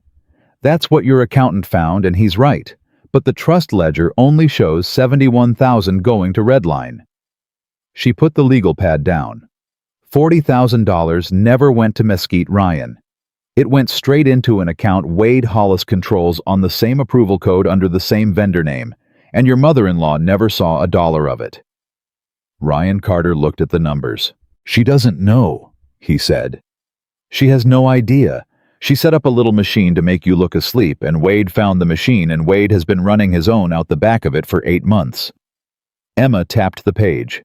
And then 11 days ago she paid him $40,000 to sign that statement, which means he's taken $80,000 out of a woman who thinks he works for her. Ryan sat back. She's going to walk into that courtroom in 18 days, he said slowly, and put a man on the stand who's been robbing her. Yes. And she doesn't know. No. So we let her. Ryan's voice went flat and cold in a way Emma had not heard before, We sit on it. We let her put him up there, and we take him apart in front of the judge, and then we take her apart with him. That ends it. That ends all of it today forever." Emma did not say anything. "Say something. You want to know what happens if we do that," she said. "I know what happens. I keep my daughter." "You keep your daughter, and your daughter loses her grandmother," Emma said. Publicly, on the record, in a way that gets read out loud, and Ryan, that little girl, has already lost one woman. You want to be the man who took the other one in front of a judge when she's 8. Ryan Carter got up and went to the window and stood there. "You always do this," he said. "You always find the one thing I can't live with." "I don't find it. It's already there. I just say it out loud." "Then what?" "Then I go see her," Emma said. "Absolutely not." "Ryan, you are not going to that woman's house alone. She has a lawyer. She has your date of birth and your eviction and your bank account. And she's got exactly one thing she wants in this world," Emma said. "And it isn't your company, and it isn't your reputation. And I'm the only person left who can hand it to her without it costing you anything." She got there at 2:20 on a Thursday afternoon. The housekeeper opened the door and asked her to wait, and Emma waited 11 minutes, standing up because sitting felt like agreeing to something. Margaret Vance came in at 2:31. "Miss Whitaker?" "Mrs. Vance? My attorney would be very unhappy with both of us." "Mine would too if I had one." Margaret almost smiled. "Sit down." "I'll stand." "Then I'll stand, and we'll both be uncomfortable." She stayed on her feet. "Say what you came to say." Emma put the trust ledger page on the table between them. Margaret Vance looked at it. She did not pick it up. "Where did you get that?" "That's not the interesting question." "It's my question." "Ask the interesting one anyway." Margaret picked it up. She read it. She was 67 years old, and her hands were perfectly steady, and Emma watched her get to the bottom line and watched her stop. "That's the arrangement fee," Margaret said. "For his statement. It's disclosed. I'm not embarrassed by it, and it isn't illegal." "That's not the part." "Then what is the part?" $111,400 left Carter Building," Emma said. "Your trust shows 71 going out to Redline. Ma'am, there's $40,000 in this story that you paid for twice, and both times it went into the same man's pocket." The room got very quiet. "You're saying he stole from me. I'm saying he's been stealing from you for 8 months, and you were paying him to do it, and 11 days ago, you wrote him a check for $40,000 for the privilege." Emma kept her voice level. "And I'm saying you're going to put that man on a witness stand under oath and swear to a judge that he's a credible person. And Mrs. Vance, when that comes apart, and it will come apart, it will not come apart on him. It will come apart on you."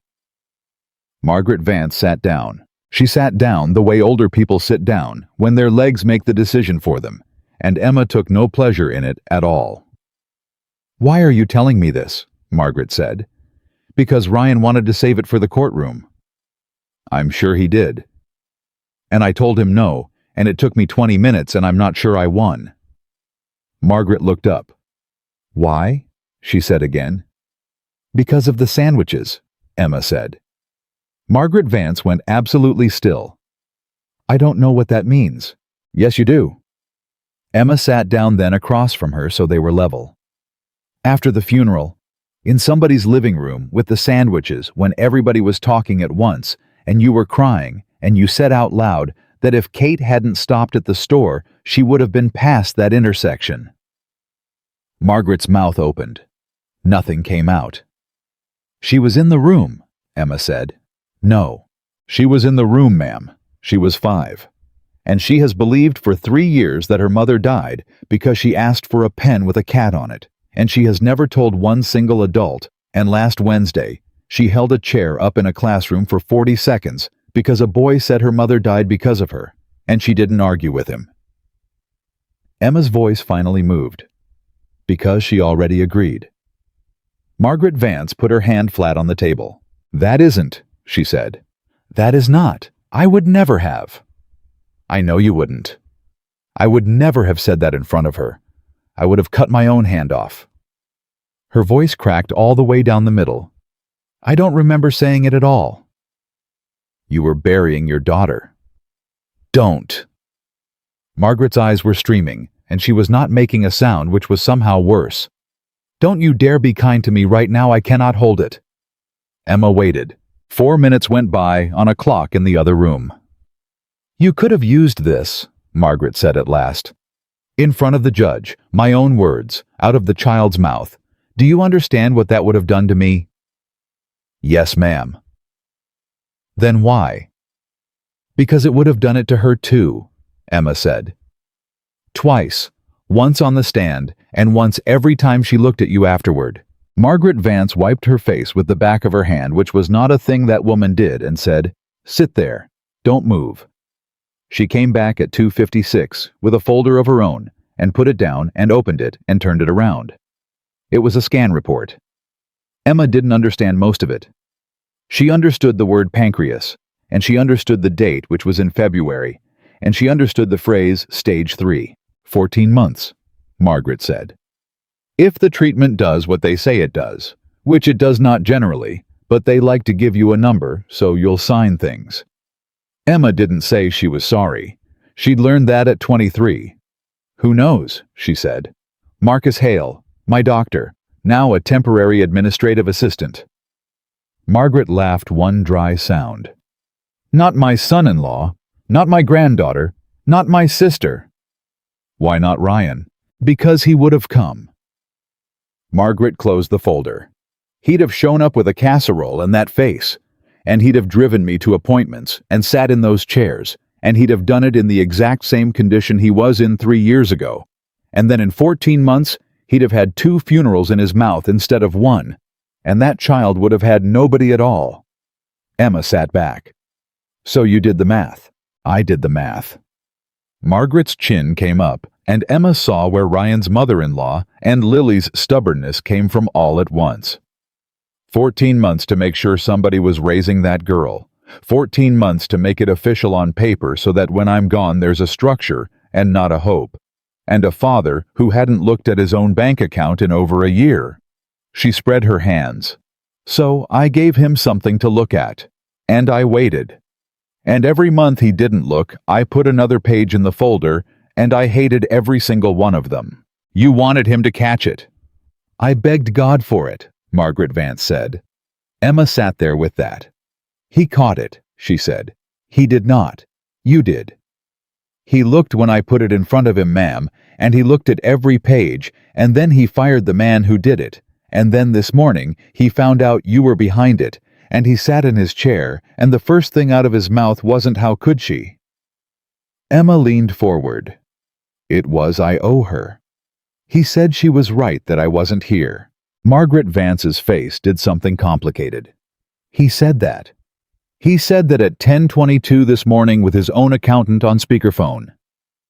That sounds like him, Margaret said, and then quietly, that sounds like the old him. At 4:15 that afternoon, Ryan Carter called the Rockwall County Sheriff's Office, and then his attorney in that order, and by 6:11 that evening, Wade Hollis had been served, and at 6:40 he called Emma Whitaker's phone 11 times in a row, and she did not pick up once.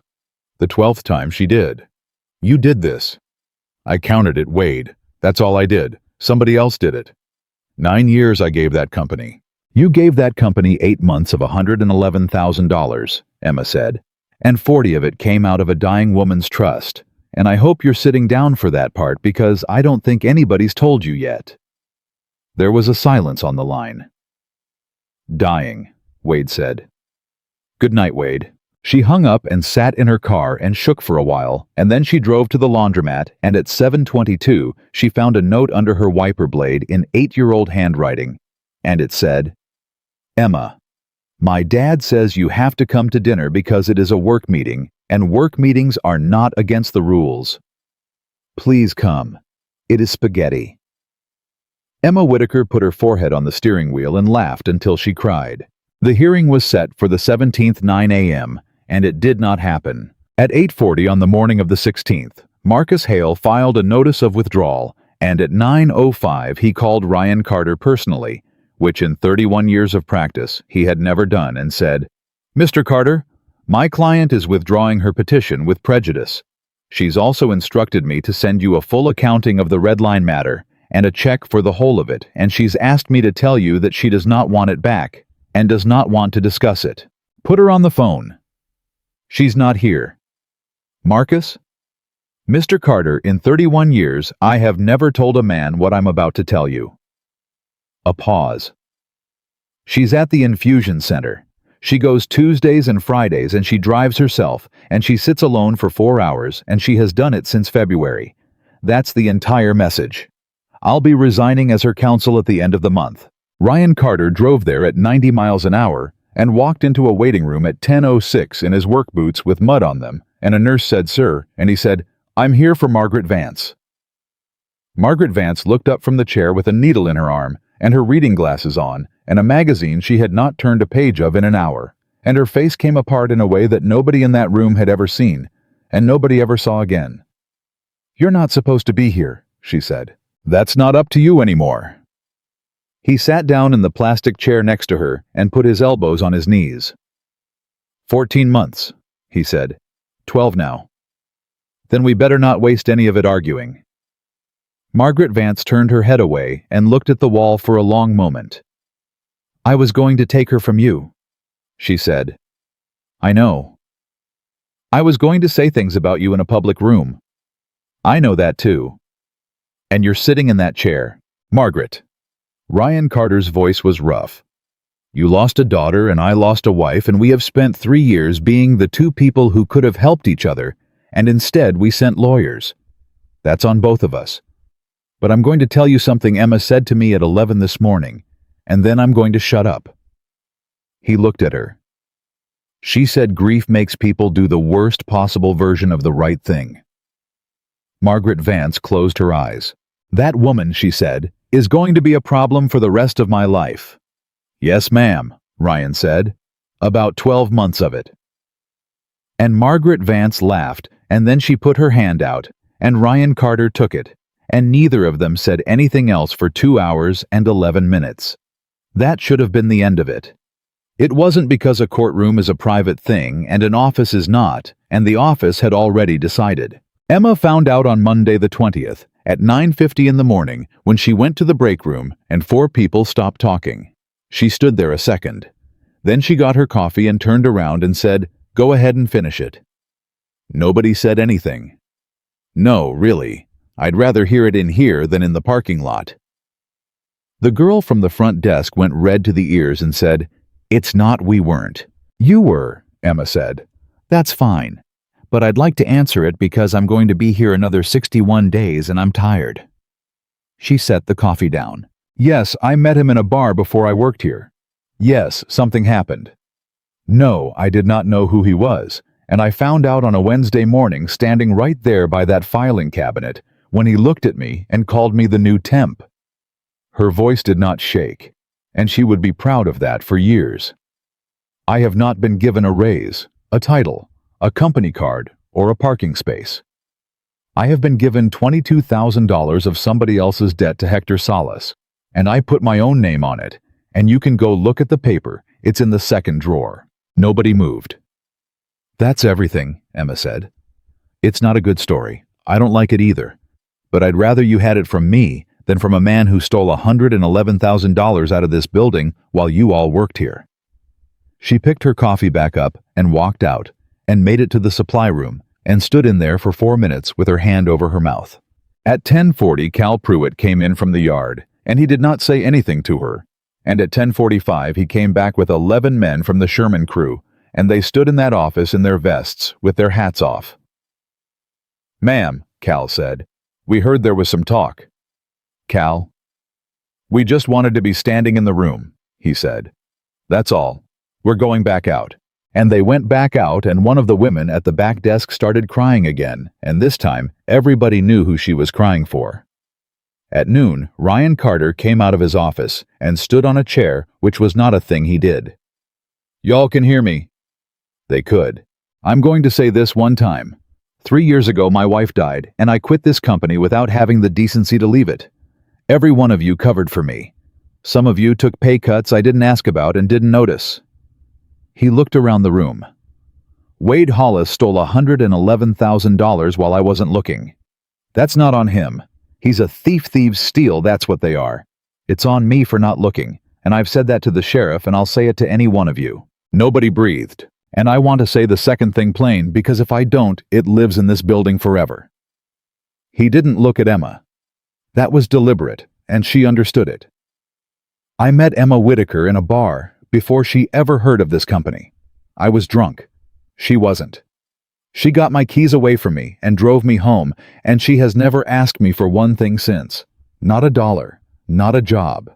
She got this job through a temp agency, and if you don't believe me, Rosalind at Sterling will tell you, and I already gave her permission to. He got down off the chair. Anybody who wants to make her the story instead of me can come tell me to my face. Ryan Carter said, and then they can go work somewhere else. He went back in his office and shut the door. The room stayed quiet for about 6 seconds. Then the girl at the front desk said, "Emma, do you want a coffee?" I was getting one anyway, and it was the clumsiest sentence anyone said all year, and Emma Whitaker sat down at her desk and said yes thank you in a voice that barely worked. At 6:10 that evening, he found her in the parking lot. "Don't say thank you," he said. "I wasn't going to. I was going to say you were shaking." I was terrified. "Of them, of you," Ryan said. "That you'd be angry I said it out loud." I was angry for about a minute. And then Emma leaned against her car. And then I realized it's the first time in my life somebody stood in front of a room and told the whole truth about me instead of the convenient half. She looked at her hands. I didn't know what to do with it. I still don't. "Emma, don't." She said it fast. "Ryan, please don't say the thing. Not tonight." "Why not?" "Because I know how it ends." Her voice went thin, and she hated it. "You're going to say something kind, and I'm going to believe it for about 6 weeks, and then one day we'll be somewhere with your people, and I'll watch somebody's face when they figure out I'm with you. And you'll see it too. And you'll be nice about it. And that's worse." Ryan Carter stood there. "You think I'm going to get tired of you," he said. "I think everybody does. That's not an answer about me. That's an answer about everybody." "It's the only data I have," Emma said. And Ryan laughed one short, surprised sound, and then he stopped. "Okay," he said. "Then I'm going to give you some new data, and I'm not going to say the thing tonight because you asked me not to, and I'm not a man who does that." He opened his truck door. "But I want you to know I'm not asking you to believe me. I know better. I'm going to go be a father for a while and run this company and drive a dying woman to her appointments on Tuesdays and Fridays, and you're going to watch me do it. And in about 6 months, you're going to have your own numbers." Emma stared at him. "That's the worst romantic speech I've ever heard," she said. "I'm not romantic, I'm a contractor." He got in. "You want to know what I am? I'm a man who builds things that are still standing in 30 years. That's the only thing I've ever been good at." He shut the door and rolled the window down. "Emma, you said something in that bar and I want it back." "What?" "You said nobody's ever done it for me," Ryan said. "Somebody's doing it for you now. Get used to the noise." She did not get used to the noise. Not that year, and not the next one either. But she got used to standing in it, which turned out to be the part that mattered. The first test came 11 days later on a Thursday morning at 8:50 when Rosalind from the temp agency called her before her coffee was cool. "Your 90 days ends June 19th. "I know. He called me. Wants to buy out the contract and hire you direct." Emma didn't say anything. "Emma, what's the title?" "Controller." Emma set her cup down on the desk very carefully, the way you set down something you're afraid of dropping. "Rosalind, I have 2 years of college." "I'm aware. You can't be the controller of a company that does $11 million a year with 2 years of college and a medical billing certificate from 2015. Then say no. Rosalind said. 19 years I've been doing this. You want to know what I've learned? Everybody who ever told me they weren't qualified was right about the paper and wrong about the job. A pause. But you go on ahead and say no. I've got 4 other girls who'd take it, and none of them can do what you do. Emma walked into Ryan Carter's office at 9:06 and shut the door. You went around me. I went to your employer. That's the actual chain.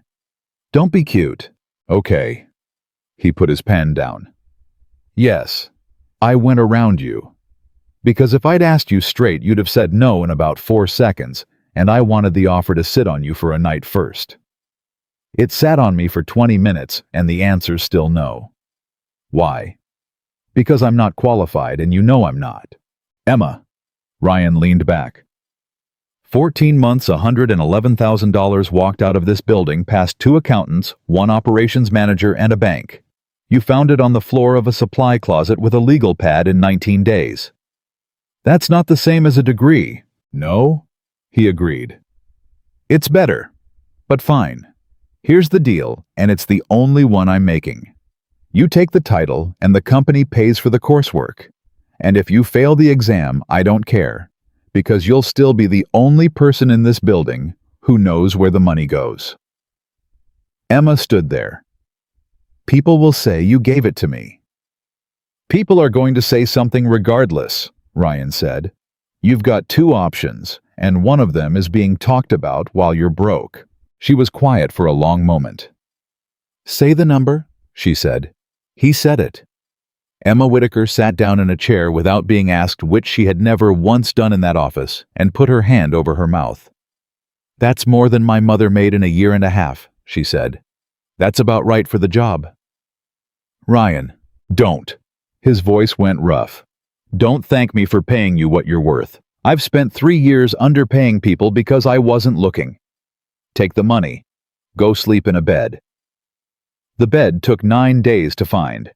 It was a 1-bedroom over a hardware store off Goliad, $450 a month, with a window unit that rattled, and a landlord who wanted first last, and a deposit she did not have until the second Friday. She signed it at 4:20 in the afternoon, and then she drove 40 minutes back to a place she had told herself she'd never go again, and she parked outside apartment building 4B, and she called a number she still had in her phone. Dale Mercer came out in the brown cardigan. Well, I'll be, he said. Dale. They took the lock off Unit 12 in May. I put a new one on. I got the key on my ring.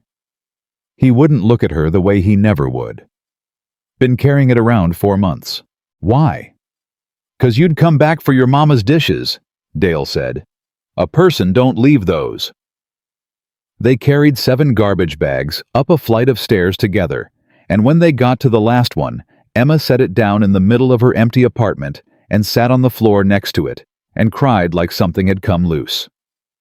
Dale Mercer stood in the doorway with his hat in his hands. Now don't do that, he said helplessly.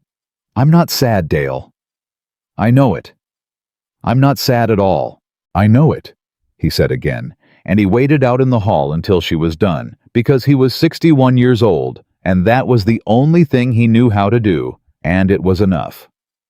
Tuesdays and Fridays belonged to Margaret Vance. Ryan took Tuesdays. Emma took Fridays, and she did not ask for the job, and Margaret did not offer it. What happened was that on the second Friday in June at 7:40 in the morning, Emma's phone rang and Margaret said, "My driver has the flu," and hung up before Emma could answer, and that was the arrangement for 11 months. They fought for the first 4 weeks. You're hovering. I'm sitting in a chair. You're hovering in a chair. It's a skill. Stop it. Mrs. Vance. Margaret. Margaret, you've had nothing to eat since yesterday, and you're about to have 4 hours of poison in your arm. I am aware of what's in my arm. Then eat the crackers. I don't want the crackers. I didn't ask what you wanted, Emma said. I asked you to eat them. Margaret Vance looked at her for a long moment and then ate the crackers and afterwards said, You're very rude. I've been told. By who? Everybody, Emma said. For 29 years. 30, Margaret said. Your birthday was Tuesday. I read your entire life in a legal filing, Miss Whitaker. I'm not going to pretend I didn't." Emma laughed out loud in an infusion center, which is not a thing that happens often, and two other people looked over and smiled. By August, they were talking about Kate. "She would have hated you," Margaret said one Friday at 11:20. "Probably. For about a week. Then she'd have decided you were the only sensible person she knew, and I'd never have heard the end of it." Margaret turned her head. "That's the part nobody warns you about.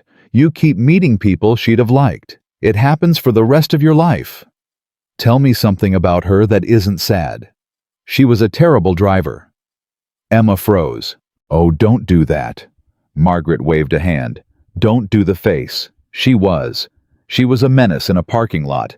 It had nothing to do with what happened, and I'm allowed to say it, and Ryan isn't, and that is the exact difference between a mother and a husband."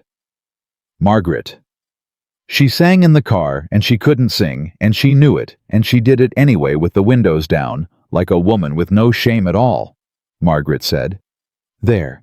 That's the one I'd want somebody to have." In September, Lily Carter asked Emma the question. They were in the truck at 4:50 in the afternoon, coming back from a dentist appointment, and it came out of nowhere the way they always do. "Are you going to be my mom?"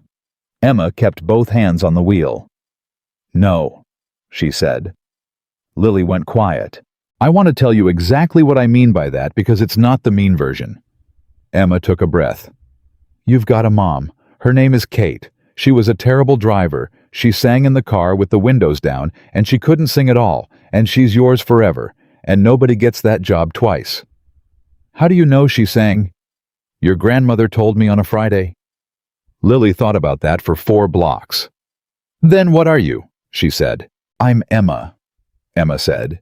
"I'm the one who's there," which turns out to be a real thing, and it doesn't have a good word, and I've decided that's all right. Another block. "Can I still put you on the emergency card at school?" Lily said. Emma had to pull into a parking lot for a second. "Yeah, baby," she said. "You can put me on the card." The boy from the classroom apologized in October badly in front of a counselor, with his mother crying in a chair behind him. Lily listened to the whole thing and then said, "It's okay, you didn't invent it." The counselor looked at Ryan. Ryan looked at Emma. Emma looked at the floor and did not say a word because 11 weeks earlier she had said that exact sentence in a classroom to a child under a table, and hearing it come back out of that child's mouth in a school office was the single proudest moment of her life, and she was not going to ruin it by opening her mouth. Wade Hollis called her one more time, November 11th, 7:50 in the evening. "You're going to want to hear this." "I really don't." "There's a reporter at the Rockwall paper writing about the theft. Local business sheriffs involved. It's a story." His voice had something loose in it. "And I told him about you. About the bar. About the boss and the temp. He's real interested." Emma sat down on the floor of her apartment with her back against the couch. "Okay," she said. "That's it. Okay. What did you want me to say, Wade? I want you to know what it costs to take 9 years off a man?" "You took 8 months off yourself," Emma said. "Nobody made you open an account in Mesquite. You could make it go away. One phone call from you, and he'd write a letter to the DA, character letter. Judges read those." And there it was. "So that's the call," Emma said. "You didn't call to scare me. You called to trade." Silence on the line. "Wade, I'm going to say 2 things, and then I'm hanging up, and I'm blocking this number. The first is no." "Emma." "The second is that the reporter already called me, Tuesday, 4:15 in the afternoon." She kept her voice level. "And I told him everything. My name, the bar, the night, the temp agency, the $60,000 I tore up the eviction, the 11 nights in a laundromat parking lot. All of it on the record with my full name spelled out for him." "You're lying. Call him and ask." Emma said. "You've got nothing to sell, Wade. I already gave it away for free." The article ran on the 22nd. It was 14 paragraphs long and mostly about $111,000, and Emma was in it twice, and the second time it said that the company's controller had discovered the theft in 19 days using printed bank statements and a legal pad. Cal Pruitt cut it out and taped it to the wall by the time clock, and it stayed there for 3 years, and it went yellow, and nobody ever took it down. Wade Hollis pleaded out in January. Restitution probation, no prison. Emma read about it on her phone at 6:40 in the morning and felt nothing at all, and that surprised her more than anything. Margaret got 12 months, and then she got 9. The 9 came in February, in a hallway from a doctor who was decent about it, and Emma was standing right there because it was a Friday. Margaret took it the way she took everything, with her chin up and her hands folded. And then in the truck in the parking garage, she said, "Would you mind terribly not starting the engine for a minute?" They sat there for 11 minutes. "There's a thing I want," Margaret said finally. "Name it." "You haven't heard it." "Margaret, name it." "I want to tell her," Margaret Vance said. "Myself, not Ryan, not a doctor, not a school counselor with a puppet, me. And I have been putting it off since February of last year, and I am now officially out of the months I was using to put it off." Emma nodded. "And I want you in the room," Margaret said, "because that child will look at somebody when I say it, and I would like it very much if she had somebody good to look at." They told her on the last Sunday in February at 2:30 in the afternoon at the kitchen table with the drawings on the refrigerator behind them. Lily listened. She was 9 by then. She didn't cry. She said, "Is it the same as Mom?" "No," Margaret said. "Mom's was fast, and it was an accident. Mine is slow, and it's an illness. And slow means we get to say things to each other. That's the only good part, and I intend to use all of it." "How long?" "They say 9 months. They said 14 a year ago, so I'd take the number with some salt." Lily thought about it for a long moment. "Then I want Fridays," she said. Margaret's face moved. "Sweetheart, Fridays are treatment days." "I know. Emma takes you. I want to come." Her chin came up, and it was Margaret's exactly, and everyone in that kitchen saw it at once. "You said slow means we get to say things, so I want the day where we say things." Margaret Vance put her hand over her eyes. "Yes," she said. "All right, yes." So it was 3 of them after that every Friday, and Emma Whitaker sat in a plastic chair for 4 hours a week and listened to a dying woman teach a 9-year-old how to be a Vance. Look at me when a person says something ugly to you. Why? Because they expect you to look away and it ruins the whole thing for them. Emma, tell her. "She's right," Emma said. "Say it like you mean it." "She's completely right, and I've been doing it wrong my entire life," Emma said, and Margaret Vance laughed until the nurse came over. In April, Margaret gave Lily a pen. It was in a small box with a ribbon on it, and it was, Emma noticed, wrapped by somebody with unsteady hands, which meant Margaret had wrapped it herself, which meant she had refused help. Lily opened it and stopped breathing. It had a cat on it. "I want you to hear all of this," Margaret said, "and not just the first part, which I understand is a rule around here now." Lily nodded, holding the box. "I said a thing after your mother's funeral, in a room with sandwiches. I don't remember saying it, and I would give both my hands to take it back, and you have carried it for 4 years, and I only found out because a woman I was trying to run out of town came to my house and told me." Margaret's voice was steady and thin. "Your mother did not die because you asked for a pen. She died because a man ran a stop sign. And I am so sorry, Lily. That is the whole apology. There isn't any more of it, and there isn't a better version." Lily Carter got out of her chair and went around the table and put her arms around her grandmother's neck and did not say anything for a long time. Then she said into her shoulder, "You can't have it back. I'm keeping it." "Good," Margaret said. Margaret Vance died on a Tuesday in July at 4:11 in the morning, in her own bed with her son-in-law asleep in a chair on one side and a plus-size woman from a small town outside Dallas holding her hand on the other. She had said almost nothing for 2 days, but at 11:40 the night before, she opened her eyes and looked at Emma and said, "It's Tuesday." "It is. Tuesday's his day. He's right there. I know where he is." Margaret's fingers moved. "I switched them, months ago. Did you notice?" "Notice what?" "I gave you Fridays," Margaret said. "The long day, 4 hours. I could have given you Tuesdays." Emma sat very still. "Why?" she said. "Because I wanted the time," Margaret Vance said, and closed her eyes. And that was the last full sentence she ever spoke. The letters turned up in September when the house sold. There were 14 of them in a shoebox on the top shelf of a closet, each one in an envelope with a year written on it in fountain pen. 16, 18, 21. Wedding day. First house. First bad year. And one on top with no year on it at all that just said Emma. She did not open it for 6 days. When she finally did, at 10:20 at night, sitting on the floor of her apartment over the hardware store, it was 4 lines long. "Miss Whitaker, you came to my house to hand me my own ruin, and you used it to save my granddaughter instead of yourself. I have known a great many decent people, and not one of them would have done that. Take the chair when he offers it. You have earned every inch of the room. M.V." Emma Whitaker sat on that floor for a long time. The community center opened on the 11th of October at 2 in the afternoon on 4 acres off the highway that Carter Building Group had been sitting on since 2019. Emma thought it was a business event. That was Ryan's fault, and it was deliberate, and she would hold it against him for years in the way people hold things they love against each other. "Wear the blue one," he'd said. "It's a ribbon cutting. Wear the blue one anyway." There were 400 people there. She understood something was wrong when she saw the chairs.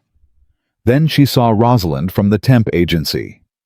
Then she saw Dale Mercer in his brown cardigan, standing at the back, holding his hat, and she stopped walking entirely.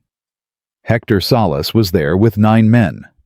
Cal Pruitt was there with the whole Sherman crew, and they'd washed their trucks. And Gus the bartender from the Rusty Nail, 60-something, with a faded navy tattoo, standing at the end of a row with his arms folded like he'd been assigned to guard something. "Ryan," Emma said. "What is this?" "Sit down, Whitaker." "What is this?" "Sit down," Ryan Carter said. "Or I swear to God I'll do it standing in a parking lot, and you'll never let me forget it." He got up on the platform at 2:10 with a piece of paper he did not look at once. "Most of y'all know I don't talk," he said. "So this'll be short, and then there's food." Somebody laughed. 3 years ago I quit my life. I didn't file any paperwork on it. I just quit, and I kept showing up to places with my body. He looked out at them. "A lot of you covered for me.